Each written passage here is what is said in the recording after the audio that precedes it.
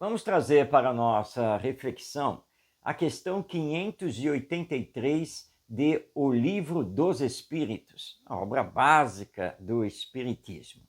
Nessa questão, Allan Kardec faz a seguinte indagação: se uma criança se transviar, apesar dos cuidados dos pais, os pais, são responsáveis? Os espíritos superiores deram a seguinte resposta: não, mas quanto piores as disposições da criança, mais a tarefa é pesada, e mais será o mérito se conseguirem, ou seja, os pais, desviá-la do mau caminho. Bem, os espíritos foram muito claros nesta resposta a Allan Kardec. Compete aos pais educar os filhos. É uma missão sagrada. Mas nem sempre os filhos são afetos. Muitas vezes são chamados filhos rebeldes, filhos difíceis, filhos desafio. Mas se os pais conseguirem educar esse espírito, terão um grande mérito perante a lei divina. Agora, isso nos leva a perguntar se nós, os pais, de uma forma geral, estamos realizando efetivamente todos os esforços necessários para educar esse filho difícil, que é um espírito que está trazendo uma rebeldia perante a vida e perante a lei divina, e que pode não ter uma ligação afetiva conosco. Será que estamos dando bons exemplos, boas orientações? Será que diante desse filho estamos efetivamente tendo uma vida ética? Ou estamos fazendo exigências que nós mesmos não cumprimos?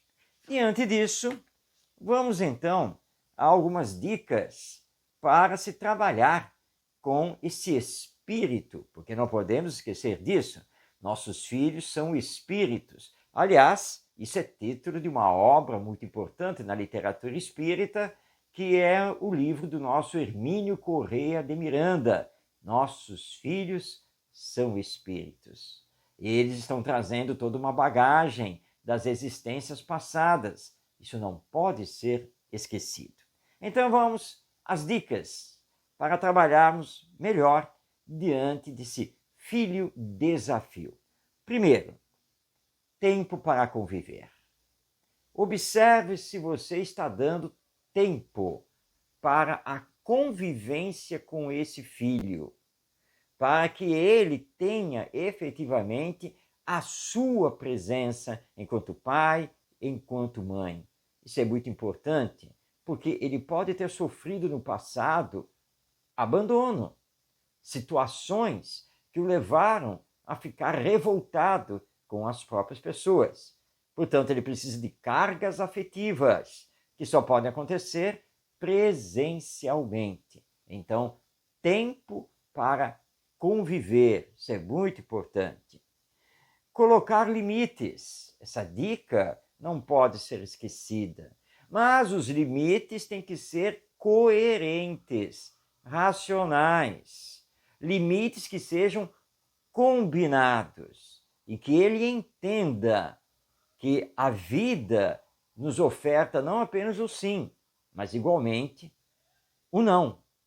E quando ele não obedecer o combinado, quando ele ultrapassar o limite, ele deve assumir as consequências disso. Mas essas consequências também têm que estar estabelecidas nos combinados, quando se ordena esses limites. Terceiro, correção do comportamento errado. Errou, precisa responder pelo erro, mas não é depois, é no ato. Precisa ter a sua atenção chamada, então isso deve ocorrer.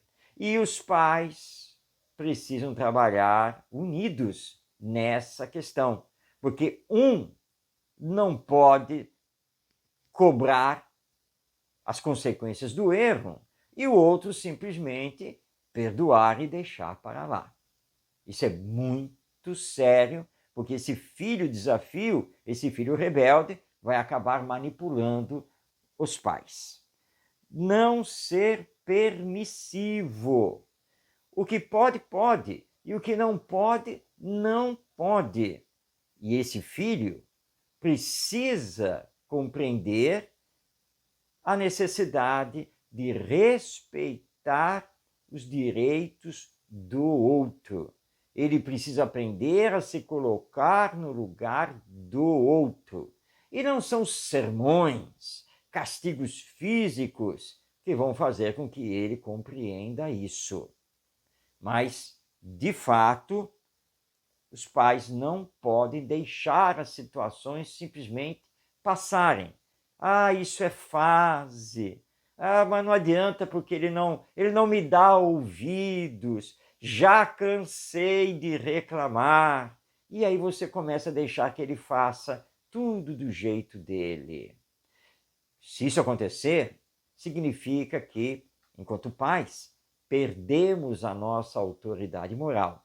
E aí o processo educacional se perdeu. Então não pode. Os pais não podem ser permissivos, nem consigo mesmos, porque precisam dar bons exemplos, ainda mais a esse filho, que é um filho desafio. Educar para o mundo. Sim, porque esse nosso filho não é nosso. Ele é filho de Deus, mas Deus o confiou a nós. E ele não vai ficar o tempo todo conosco, porque ele cresce e vai se tornar um adulto e tem que estar preparado para bem enfrentar o mundo, sem violência, mas com honestidade, com ética, sabendo se colocar no lugar dos outros. Então precisamos prepará-lo desde a infância para isso. Bem, mesmo assim, ele pode continuar desafiador. Mesmo assim, ele pode continuar rebelde. Mas não vamos abandoná-lo, porque é nosso filho. Mas vamos compreender que ele vai aprender com a vida. Porque quando não procuramos o caminho do amor, encontramos o caminho da dor.